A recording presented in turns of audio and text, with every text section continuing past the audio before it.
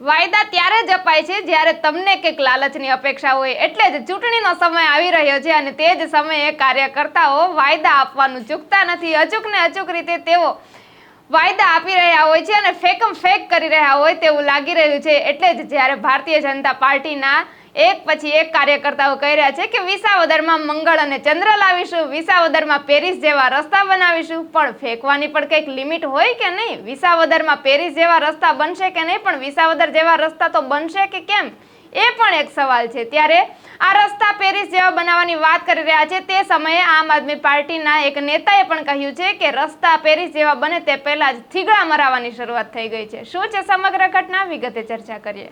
વૈષ્ણવજન તો તેને કહીએ જે પીડ પરાઈ જાનાને રે. નમસ્કાર, નવજીવન ન્યૂઝ સાથે હું છું અમીષા. જ્યારે જનતાને રીઝવવાની હોય ત્યારે તેને ખોટા વાયદા જ આપવાના હોય છે. કામ તો થાય કે નહીં એ તો પછીની વાત છે, કારણ કે જીભમાં તો હાડકા નથી હોતા, તેને માત્ર વાળવાની જ હોય છે. એટલે એ તો ખોટું બોલીને પણ વાળી શકાય છે. તેવું જ કામ ભારતીય જનતા પાર્ટી કરી રહી હોય તેવું લાગી રહ્યું છે. કારણ કે જ્યારે આમ આદમી પાર્ટીના જે પહેલાના ધારાસભ્ય હતા ભૂપત ભાયાણી અને હાલ તેઓ ભાજપમાં છે અને ભાજપના કિરીટ પટેલ વિસાવદરમાંથી ચૂંટણી લડવાના છે, તે જ સમયે ભૂપત ભાયાણીએ કહ્યું હતું કે વિસાવદરમાં અમે મંગળ અને ચંદ્ર લાવીશું.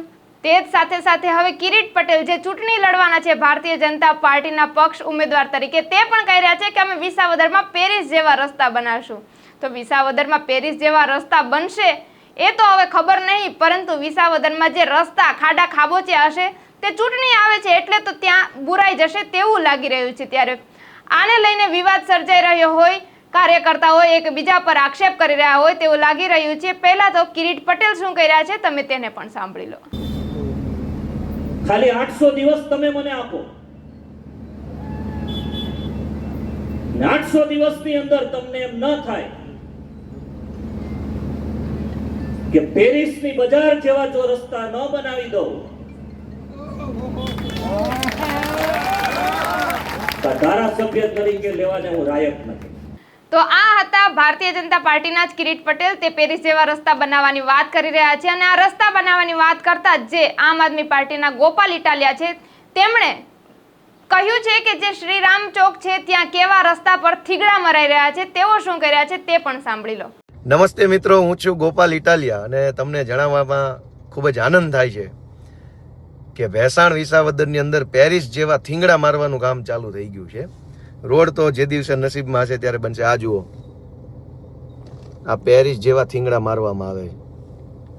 આ ભેસાણનો શ્રીરામ ચોક છે અને આ શ્રીરામ ચોક ઉપર અત્યારે પેરિસ જેવા થીંગડા મારવામાં આવી રહ્યા છે. આ શ્રીરામ ચોક જાઓ તો જાઓ, આ મશીન બશીન આવ્યા છે. આ જુઓ, આ પેરિસ જેવા થીંગડા મારવાનું કામ ચાલુ કર્યું છે. તો પેરિસ જેવા રોડ બને ન બને, પણ થીંગડા પેરિસ જેવા માર્યા એ બદલ ભાજપી જનતા પાર્ટીનો આભાર. તો આ હતા ગોપાલ ઇટાલિયા, જે તમે પણ સાંભળ્યા કે તેઓ રસ્તા પર થીગડા મરાઈ રહ્યા હોય તેવી વાત કરી રહ્યા છે. તો હવે તમે જ કમેન્ટ કરીને જણાવજો કે શું રસ્તામાં થીગડા મરાઈ રહ્યા છે, રસ્તા પાકા બનશે કે પેરિસ જેવા બનશે? કમેન્ટમાં તમારા પ્રતિભાવો ચોક્કસથી જણાવજો. પલ પલની અપડેટ મેળવવા નવજીવન ન્યૂઝ જોતા રહો. વૈષ્ણવજન તો તેને કહીએ જે પીડ પરાઈ જાનાને રે.